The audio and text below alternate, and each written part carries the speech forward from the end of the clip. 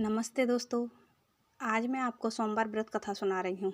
एक नगर में बहुत अधिक धनवान साहूकार व्यक्ति रहता था, जिसके घर में धन की कोई कमी नहीं थी। परंतु उसको एक बहुत बड़ा दुख था कि उसके कोई संतान नहीं थी। वह इसी चिंता में दिन रात लगा रहता था। वह पुत्र की कामना के लिए प्रत्येक सोमवार को शिव जी का व्रत और पूजन किया करता था तथा सायंकाल को शिव मंदिर में जाकर शिव जी के सामने दीपक जलाया करता था। उसके उस भक्तिभाव को देखकर माँ पार्वती ने शिवजी महाराज से कहा, यह साहूकार आपका अन्य भक्त है और हमेशा ही आपका व्रत और पूजन बड़ी श्रद्धा से करता है। आपको इसकी मनोकामना पूर्ण अवश्य करनी चाहिए। शिवजी ने कहा, हे पार्वती, यह संसार का नियम है, जो मनुष्य जैसा कर्म करता है वैसा ही फल भोगता है।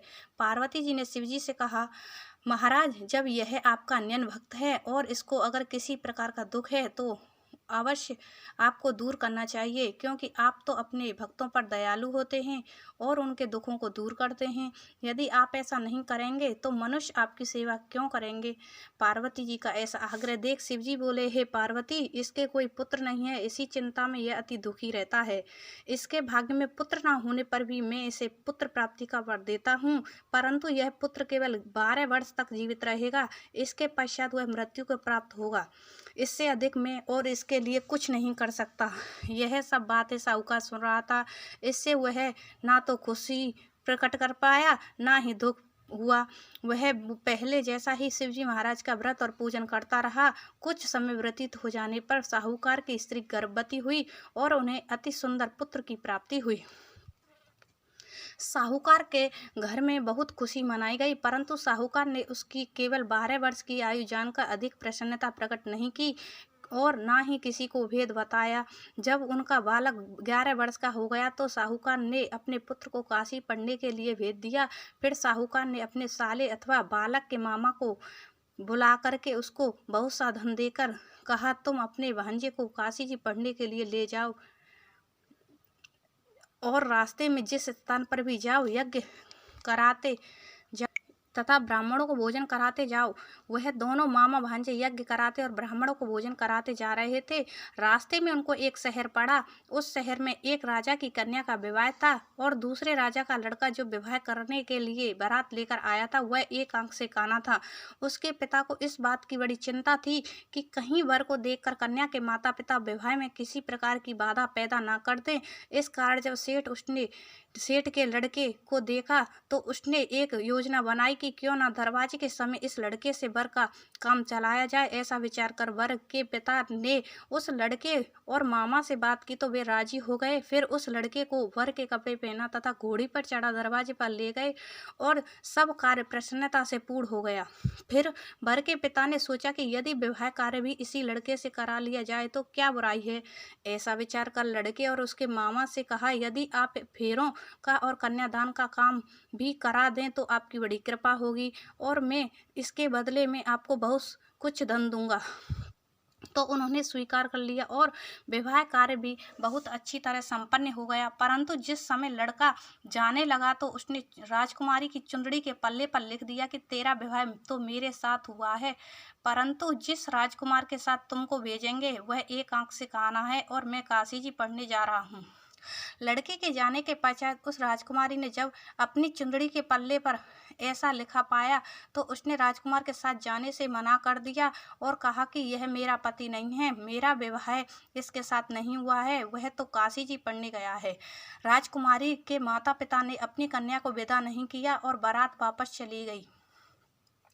उधर सेठ का लड़का और उसका मामा काशी जी पहुंच गए। वहां जाकर उन्होंने यज्ञ करना और लड़के ने पढ़ना शुरू कर दिया। जब लड़के की आयु 12 वर्ष की हो गई उस दिन उन्होंने यज्ञ रचा रखा था। लड़के ने अपने मामा से कहा, मामा जी, आज मेरी तबीयत कुछ ठीक नहीं है। मामा ने कहा, अंदर जाकर सो जाओ। लड़का अंदर जाकर सो गया और थोड़ी देर उसके प्राण निकल गए। जब उसके मामा ने आकर देखा तो वह मुर्दा पड़ा है तो उसको बड़ा दुख हुआ और उसने सोचा कि अगर मैं अभी रोना पीटना मचा दूंगा तो यज्ञ का कार्य अधूरा रह जाएगा। अतः उसने जल्दी से यज्ञ का कार्य समाप्त कर ब्राह्मणों के जाने के बाद रोना पीटना आरंभ कर दिया। संयोगवश उसी समय शिव पार्वती उधर से जा रहे थे।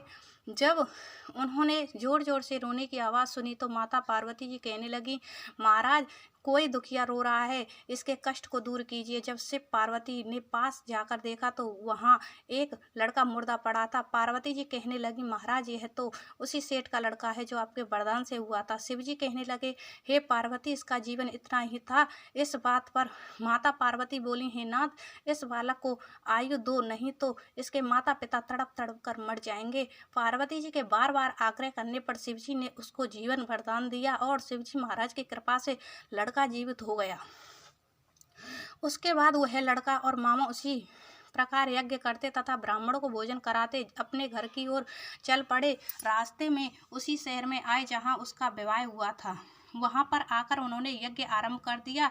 तो जिस लड़की से उसकी शादी हुई थी उसके पिता ने उसको पहचान लिया और अपने महल में ले जाकर उसकी बड़ी खातिर की।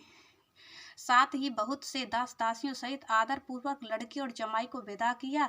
जब वह अपने शहर के निकट आया तो मामा ने कहा कि मैं पहले तुम्हारे घर जाकर खबर कराता हूँ। जब उस लड़के का मामा घर पहुँचा तो लड़के के माता पिता घर की छत पर बैठे थे और यह प्रण कर रखा कि यदि हमारा पुत्र सकुशल लौट आया तो हम राजी खुशी नीचे आ जाएंगे, नहीं तो हम भी अपने प्राण खो देंगे।